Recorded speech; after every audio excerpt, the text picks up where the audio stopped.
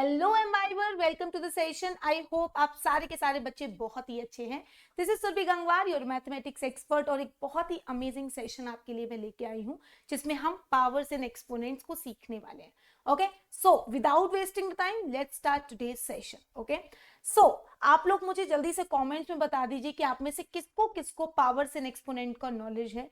And before starting the session let me introduce my self Surabhi Gangwar. Embibe के platform पे मैं आपको मैथमेटिक्स पढ़ाती हूँ, having 9+ years of teaching experience, tutored and mentored lots of students for various competitive exam as well as a school exam. Okay, so आज हम basic concept सीखेंगे powers and exponent का। तो पावर्स क्या होती है पहले तो ये समझते हैं। सबसे पहले समझते हैं मल्टीप्लिकेशन। ठीक है, तो जो मल्टीप्लिकेशन होता है वो बेसिकली रिपीटेड एडिशन होता है। रिपीटेड एडिशन का मतलब क्या है, जैसे कि अगर मैं 2 को 4 से मल्टीप्लाई करूं तो मुझे मिलने वाला है कितना, 8। अब अगर मैं 2 को 4 टाइम्स ऐड कर देती हूँ तो भी मुझे 8 मिलेगा। तो मैंने क्या किया, 2 को 4 से मल्टीप्लिकेशन, वी कैन से कि ये रिपीटेड एडिशन है। 2 को हम 4 बार ऐड कर रहे हैं 8 लाने के लिए। ठीक है, ऐसे ही जो आपका डिवीजन होता है वो होता है रिपीटेड सब्ट्रैक्शन। तो जैसे अगर मैं 20 को 5 से डिवाइड करूं तो मुझे मिलेगा 4। दैट मीन्स अगर मैं 20 में से 5 को रिपीटेडली सब्ट्रैक्ट करूं तो मुझे 5 टाइम्स इसको 4 टाइम्स इसको सब्ट्रैक्ट करना पड़ेगा जीरो तक पहुंचने के लिए। जीरो तक पहुंचने के लिए रिपीटेडली मुझे इसको 4 टाइम्स सब्ट्रैक्ट करना पड़ेगा 5 को 20 में से। ठीक है, तो ये आपका रिपीटेड एडिशन और सब्ट्रैक्शन की बात हो गई। Now repeated multiplication of the same factor is called the power. Same factor को रिपीटेडली मल्टीप्लाई करना मतलब उसको हम उसकी पावर बोलते हैं। जैसे कि अगर मैं 2 को 3 टाइम्स मल्टीप्लाई करूं तो मैं इसे लिख सकती हूँ 2 to the power 3। इसको मैं 2 की पावर 3 लिख सकती हूँ। ठीक है, so that is called the power, उसको हम पावर बोलते हैं। अब आती है एक्सपोनेंशियल फॉर्म। एक्सपोनेंशियल फॉर्म क्या होती है, मल्टीप्लिकेशन जैसा कि मैंने बताया 2 into 2, और अगर हम रिपीटेड मल्टीप्लिकेशन करते हैं तो 2 into 2 into 2 into 2 that is 2 to the power 5। तो इतने बड़े को हम ये भी लिख सकते हैं, डेफिनेटली लिख सकते हैं। इतने बड़े टर्म को हम 2 to the power 5 भी लिख सकते हैं। So this is called the exponential form, जहां पे 2 जो होता है वो बेस होता है, दैट इज रिपीटिंग नंबर और अ फैक्टर, वही आपका रिपीटेड नंबर या फैक्टर होता है। और जो 5 होता है वो एक्सपोनेंट होता है या फिर इंडेक्स होता है, और उसको हम बोलते हैं कि नंबर ऑफ रिपीटिशंस कितने, कि वो नंबर कितनी बार मल्टीप्लाई किया गया है। ठीक है, सो 2 की पावर 5 में 2 बेस है, हम जिसको बेस बोल रहे हैं, और 5 जो है वो एक्सपोनेंट है। अब यहाँ पे कुछ क्वेश्चंस हैं। सबसे पहला क्वेश्चन तो आपको ये है कि आपको यहाँ पे सिलेक्ट करना है कि किसका बेस 13 है, किसका बेस 13 है। तो अगर हम यहाँ पे देखें तो बेस 13 इस फेस का भी है, इस फेस का भी है, इस फेस का भी है, और इसके अलावा आपको कहां पे कहीं पे बेस 13 नहीं, तो हम इसे सबमिट कर देते हैं। तो यस, थ्री फेसेस ऐसे थे जिनका बेस 13 था। बेस 13 सिलेक्ट करना था। बेस 13 का मतलब क्या है कि नीचे वाला नंबर बेस क्या होता है, अगर मैं 2 की पावर x बोल रही हूं तो this is called the base. ठीक है, तो इसको हम बेस बोलते हैं। ठीक है, चलो आगे बढ़ते हैं। इसी के साथ साथ आपको लेके चलती हूँ एक और क्वेश्चन पे। अच्छा, ये बहुत छोटा दिख रहा है, एक मिनट इसको जूम।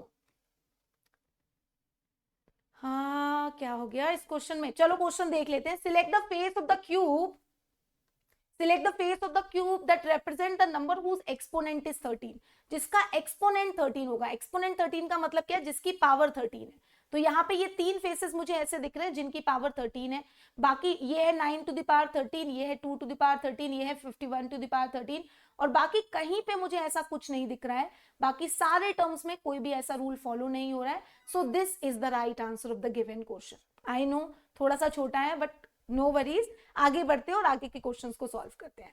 अब नेक्स्ट क्वेश्चन आपके सामने आता है, drag and drop the given usual form of the exponential form in the respective form in the respective column. तो यहाँ पे एक यूजुअल फॉर्म दे रखी है और आपको उसके रिस्पेक्ट में उसकी एक्सपोनेंशियल फॉर्म इधर साइड से ड्रैग करके लेके जानी है। ठीक है, तो सोचो सोचो कैसे क्या आएगा, थोड़ा थोड़ा दिमाग लगाओ। तो जो जो इजी है पहले उनको हम समझ लेते हैं।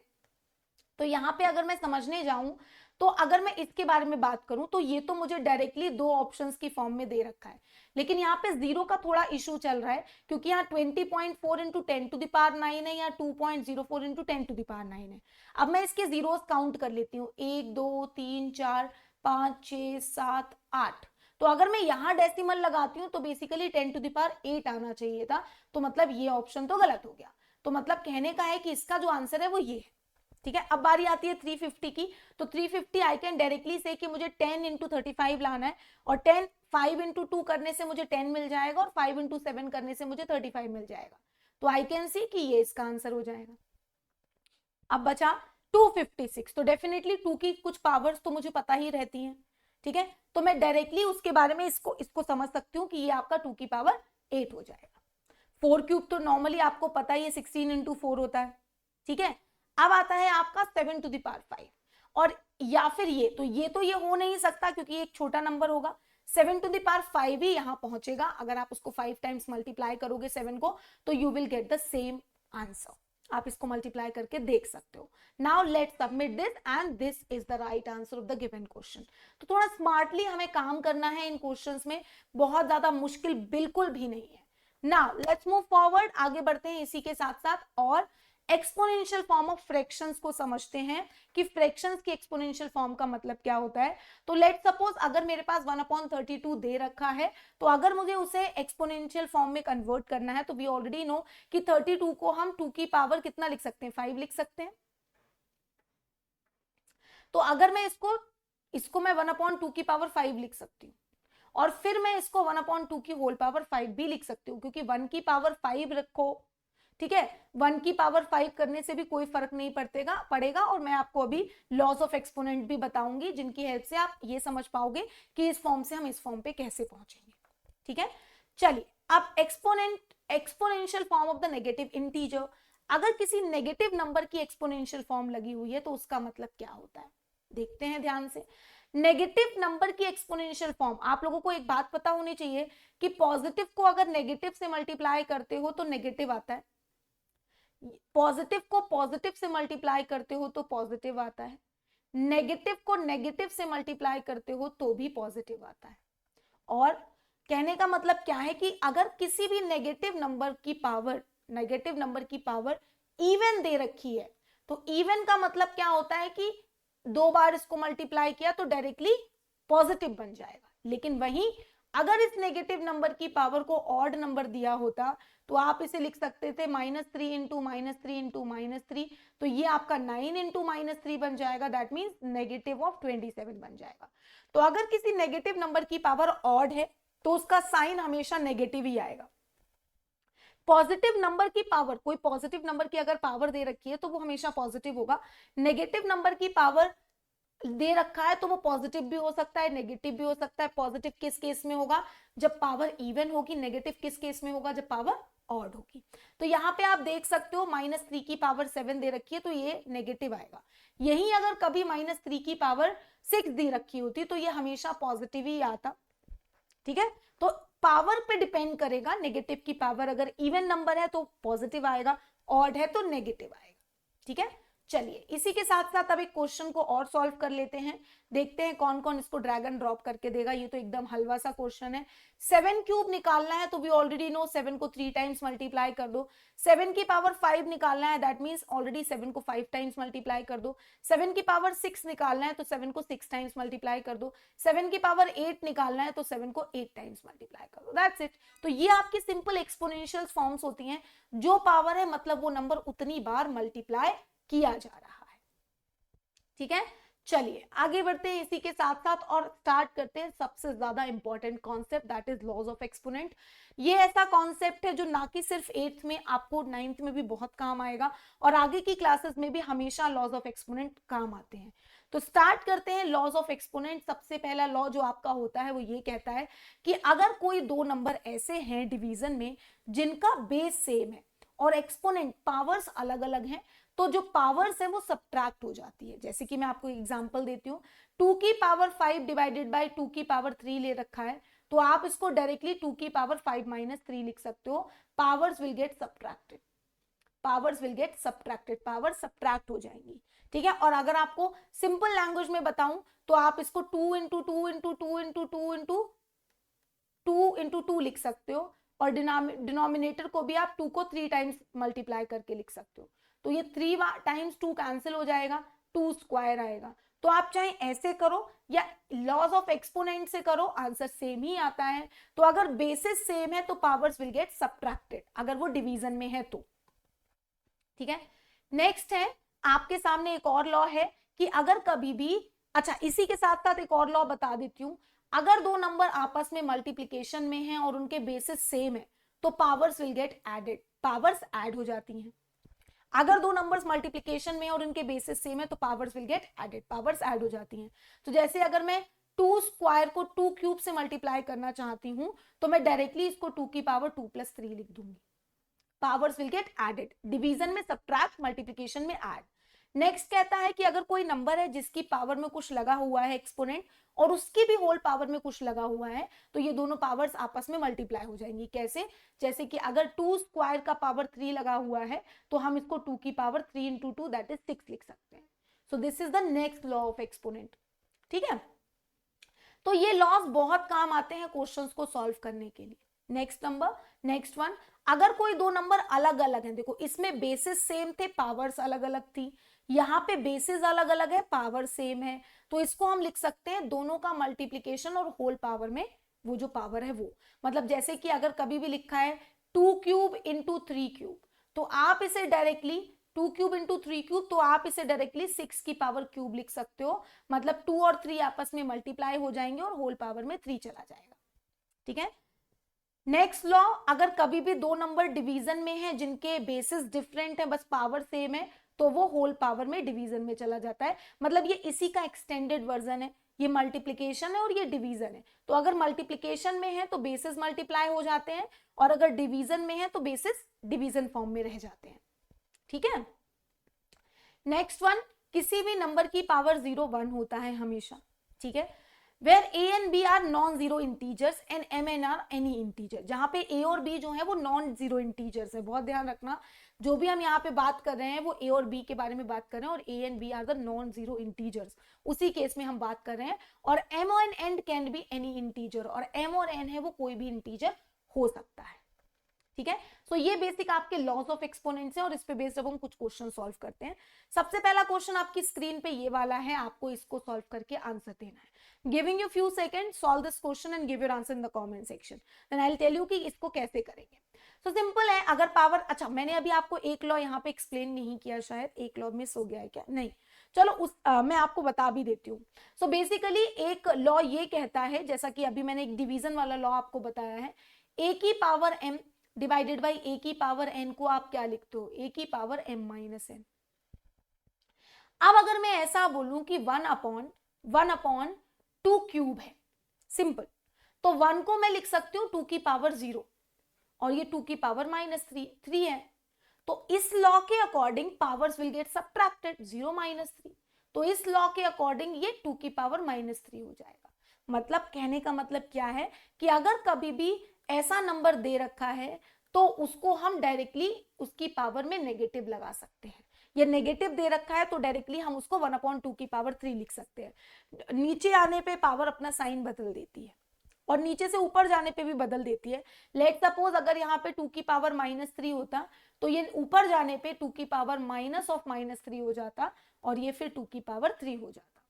ठीक है, तो यहाँ पे 8 की पावर -1 को हम लिख सकते हैं 1/8 की पावर 1।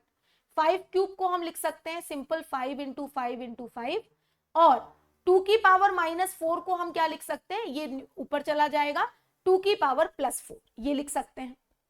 नाउ ये आपके सामने है 5 × 5 × 5, ये आपके सामने है 2 × 2 × 2 और ये आपके सामने है डिवाइड में 8, that is 2 × 2 × 2। So this will get cancel out, ये 2 आपस में कैंसिल आउट हो जाएंगे, तो आपको यहाँ पे कितना मिलने वाला है, 5 cube × 2, so you can directly से 25 × 10 दैट इज 250, आपको इसका आंसर मिल जाएगा। बहुत ही इजी पीजी लेमन स्क्वीजी था। ठीक है, और अगर आपको इस तरह से नहीं करना है, आपको और भी एक मेथड सिखा देती हूँ। 8 टू द पावर -1 को आप लिख सकते हो 2 की पावर 3 का पावर -1 और ये आपका बन जाएगा 5 क्यूब। डिनोमिनेटर में है 2 की पावर -4, लॉज ऑफ एक्सपोनेंट से 3 × -1 -3 हो जाएगा, 2 की पावर -3 × 5 क्यूब डिवाइडेड बाई 2 की पावर -4। अब पावर नीचे से ऊपर जाने पे कैसी होती है, सब्ट्रैक्ट होती है, तो नेगेटिव ऑलरेडी है और सब्ट्रैक्ट हो जाएगी तो उसका साइन बदल जाएगा, तो आप इसे लिख दोगे 2 की पावर -3 -(-4) × 5 क्यूब तो ये आपको मिल जाएगा 2 की power -3 + 4 into 5 cube. That means you will get 2 की power 1 into 125. That means again you will get the 250 only. तो चाहे कैसे भी सॉल्व करो, by the end you will get the same answer. ठीक है. Now let's solve the second part. Second question क्या कहता है? 5 की पावर -1 उसको 1/5 लिख सकते हो. 2 की पावर -1 उसको 1/2 लिख सकते हो. और 6 की पावर -1 उसको 1/6 लिख सकते हो. That's it. सारे मल्टीप्लीकेशन में है, इनको जस्ट ऐड कर देना है, 1/60 आपका आंसर निकल के आ जाएगा. पावर्स कैसी हैं? डिनोमिनेटर में दे रखी, सॉरी न्यूमरेटर में नेगेटिव दे रखी थी, तो वो सब नेगेटिव आके डिनोमिनेटर में चली जाएंगी. ठीक है. चलिए अब कुछ क्वेश्चंस और सॉल्व करते हैं. कहता है -4 की power 5 divided by -4 to the power 8 is equal to 1/-4 की पावर के, फाइंड के. ठीक है. तो कैसे करेंगे इसको सॉल्व? हम -4 की पावर 5 को यही रहने देते हैं और डिवीजन में है -4 की पावर 8. क्योंकि बेसिस सेम है तो पावर्स विल गेट सब्ट्रैक्टेड नीचे से ऊपर ले जाने पे. तो -4 के साथ 5 - 8 हो जाएगा और यहां से बन जाएगा -4 की पावर -3. अब जो आपको इक्वल्स में प्रेजेंट है वो डिनोमिनेटर है, तो क्योंकि जब पावर नेगेटिव है तो मैं इसको डायरेक्टली डिनोमिनेटर में ले जाके पॉजिटिव लिख दूंगी. और अब मैं अगर इसको इससे कंपेयर करती हूं तो मेरा यहां से k का वैल्यू साफ साफ मुझे दिख रहा है कि क्या आने वाला है. जस्ट कंपेयर, यहां पे k की वैल्यू निकल के आ जाएगी 3. 3 is the right answer of the given question. Very easy PG type का था. ठीक है. चलिए आगे बढ़ते हैं. सोल्यूशन आपको पता ही है इसका. नेक्स्ट क्वेश्चन, इफ 1/2 की power 3 whole square can be expressed as 1/2 to the power k, then find k. Same question is the previous one. कुछ नहीं है, लॉज ऑफ एक्सपोनेंट को रिकॉल करो. आपको मैंने बताया था a की power m whole power n होता है a की पावर m इंटू n. तो आप इसे 1/2 का क्यूब लिख सकते हो बेटा, क्योंकि 1 का क्यूब तो 1 क्यूब 1 ही रहता है. तो अगर ये दोनों सेम है तो आप इसको ऐसे लिख सकते हो according to the laws of exponent. कैसे? आपको मैंने बताया था कि a की पावर m अपॉन b की पावर m अगर दे रखा है तो आप उसे a अपॉन b की होल पावर m लिख सकते हो. तो इसी के अकॉर्डिंग अब पावर्स आपस में मल्टीप्लाई हो जाएंगी इस लॉ से. तो ये बन जाएगा 1/2 की पावर 6, यानी कि हम इसे 1 की पावर 6 और 2 की पावर 6 अलग अलग लिख सकते हैं, यानी कि हम इसे 1/2 की पावर 6 लिख सकते हैं. और जब हम इन दोनों को कंपेयर करेंगे तो k की वैल्यू यहां से निकल के आ जाएगी 6. सिंपल, इजी, बहुत ज्यादा. ठीक है. चलिए, तो ये तो था हमारा आज का बेसिक कॉन्सेप्ट जिसमें मैंने आपको पावर्स एंड एक्सपोनेंट बताए थे और लॉज ऑफ एक्सपोनेंट बताए थे. तो सारे laws of exponents are very important, आपको इन सबको यूज करना है. यहाँ पे मैं 2 लॉज और ऐड कर देती हूँ.